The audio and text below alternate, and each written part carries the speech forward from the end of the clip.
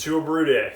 So this is an exciting brew day because the primary objective here is to work out the kinks on this new system that I got. I have a spike kettle with two ports, one for a thermometer, one for a ball valve, a Blickman Hellfire propane burner. So the purpose of this brew day is just to dial that in.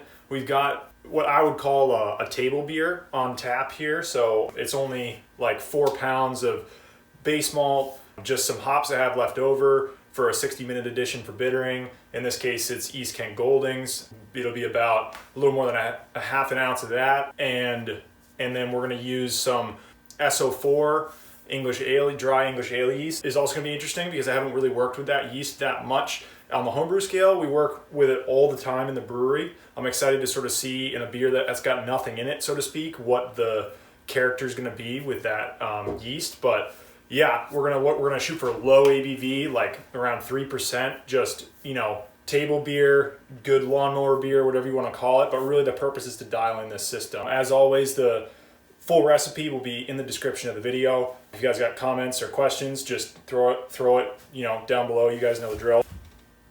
Yeah, so without further ado, let's get to the brew day.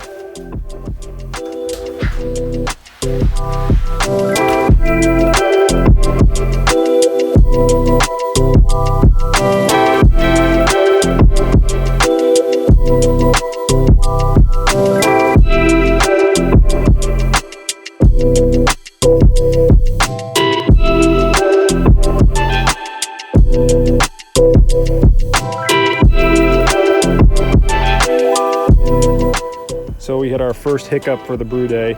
Here's the kettle. We've got this ball valve over here, and here's the first error of the brew day. I had the burner turned up a little bit too high, and we melted that silicone handle on the, or it's not, the handle's actually metal, but the silicone is the coating around it. So I turned it down a little bit, but you know, just breaking it in, trying to figure it out. We ran into another problem, number 2 of the brew day. So I took the bag out because the brew bag handle was draped down a little bit too far, and it started melting the end of the handle on the brew bag. So that'll go into my protocol from now on, and we make sure that we don't put the brew bag in until we hit our strike temp right before we mash in. We'll throw the brew bag in after we turn off the burner. All right, we got some technical difficulties because it's cold out. It's probably around 30, although it feels warm compared to how it's been, but still it's pretty chilly, so the phone's freaking out a little bit. It cut out while I was mashing in, but just to recap on what ended up happening, we mashed in. I wanted a strike temp of about 165. I want to mash in at like 158 on the high side because it's such a simple beer. I really want to make sure it's not really thin and really watery, so a little bit more residual body with a higher saccharification rest temperature. We got a strike temp of 165.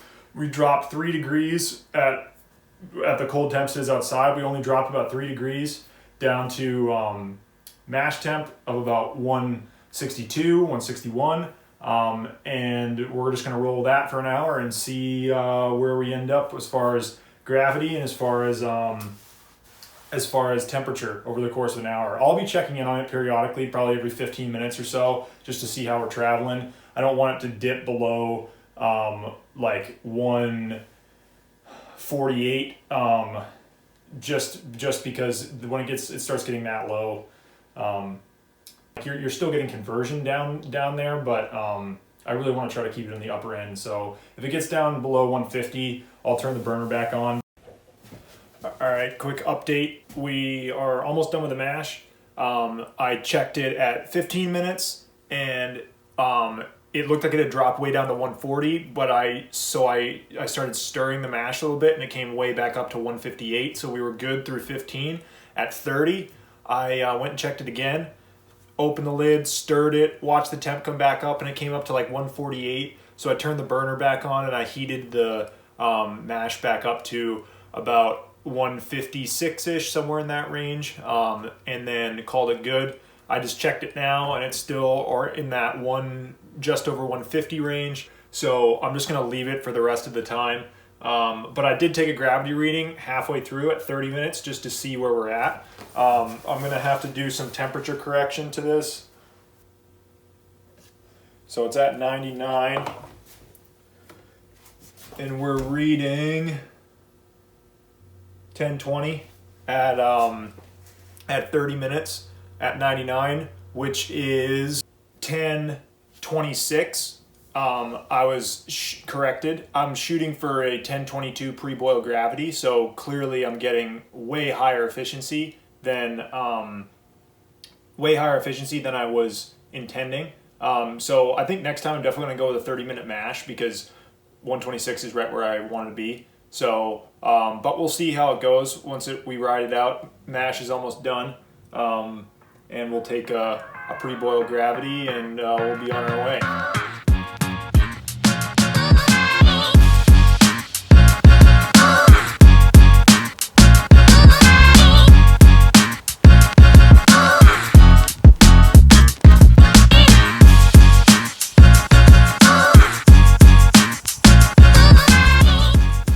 So right here we've got our pre-boil gravity. This is at 90 degrees, temperature corrected, it's at 1024. We were shooting for 1022, so that's spot on pretty much. It's pretty close as far as starting gravity is concerned, or pre-boil gravity is concerned.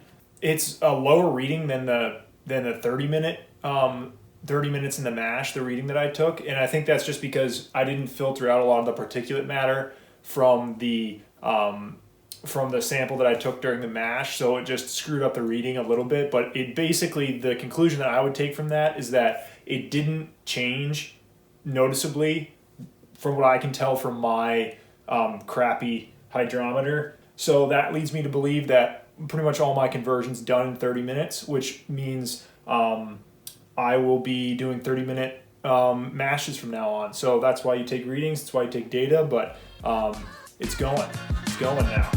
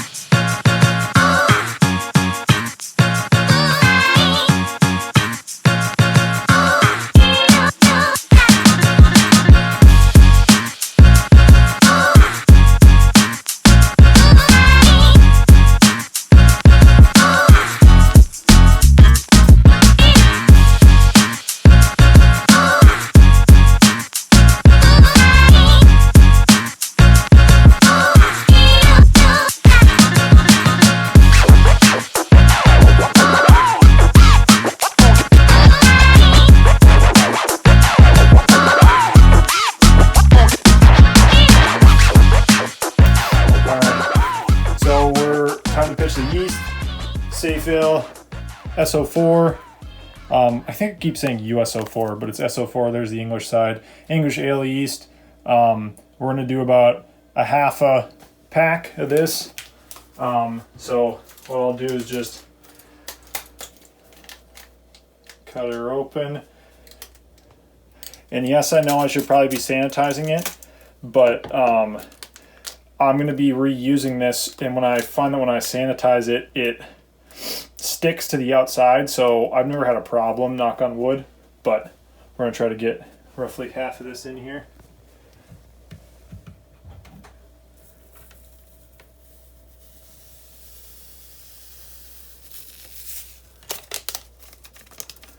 Feels good to me. I'm just going to take a gravity sample.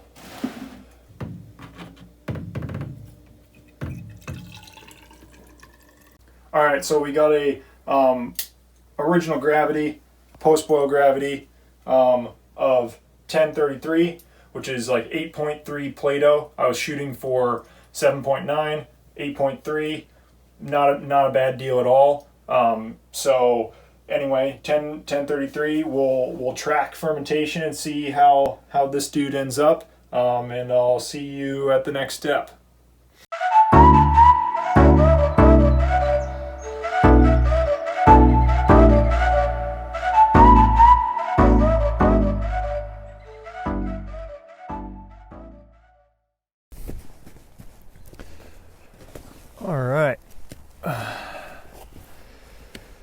Welcome to another tasting video.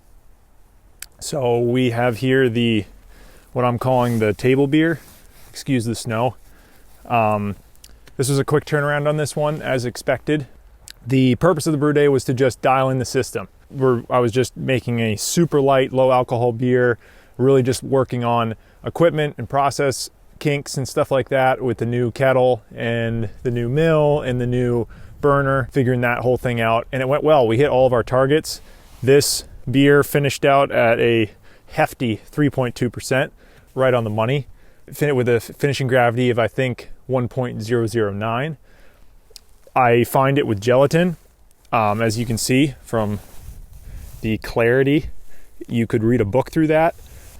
Just a quick side note on gelatin and fining in general, you could use biofine or something like that, although I don't have direct experience with biofine. But to me, my opinion of it is it's basically liquid thyme or powdered thyme or whatever you want to call it, where you can get the same clear beer just like this using just thyme as an ingredient and letting the hops and particulate matter and whatnot settle out of the beer. The only issue is that for those who are impatient when it comes to beer, that can take weeks, if not months, depending on the kind of yeast and the recipe and whatnot. And so to me, I've found that using gelatin or some sort of fining agent, I use it in the fermenter before I transfer it to the keg. It just helps a lot of that gunk settle out, and you can get a beer that tastes like it's been sitting in conditioning for weeks, if not months, in 24 hours. So I'm a fan of it, but your mileage may vary. So anyway, super clear, really light, like light straw colored, a very persistent head. There's nothing in this beer other than Pilsner malt. So there you go, good head retention. So I love USO4, I've decided, as a yeast. We use it in the brewery all the time, and it's one of our core yeasts that we use.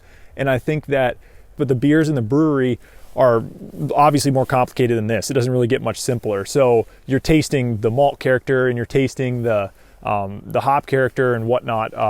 And so the yeast sort of melds in with the background flavor of everything. But with this beer that's so simple, just a 60-minute addition of EKG, straight Pilsner malt, that's it.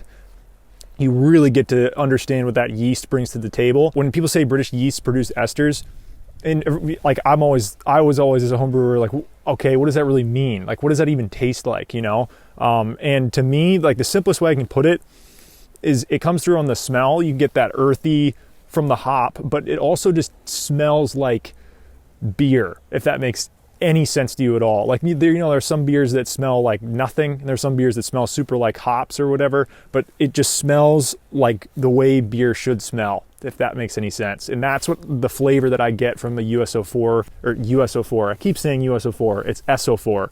Like I said, that beery character that you get from the yeast combined with just sort of that really like classic herbal note from the EKG.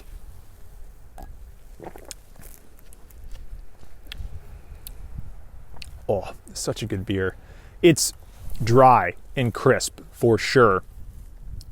Like, you could drink liters and liters and liters of this stuff, which was totally the goal. It's not thin, I would say, and I'd attribute that to the fact that I had a high mash temp, so we got some of those longer chain sugars. That, I think, is helping with whatever residual body we got left in this beer. Just super clean. I mean, I really do think it's an underappreciated umbrella. It's not even a style, just umbrella concept of beer.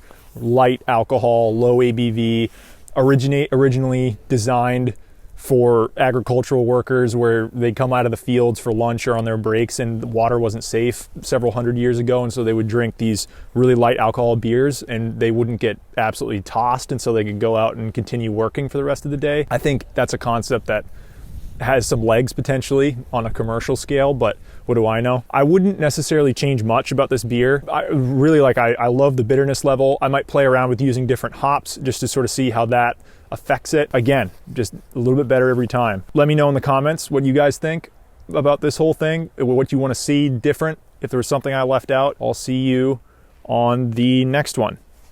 Prost.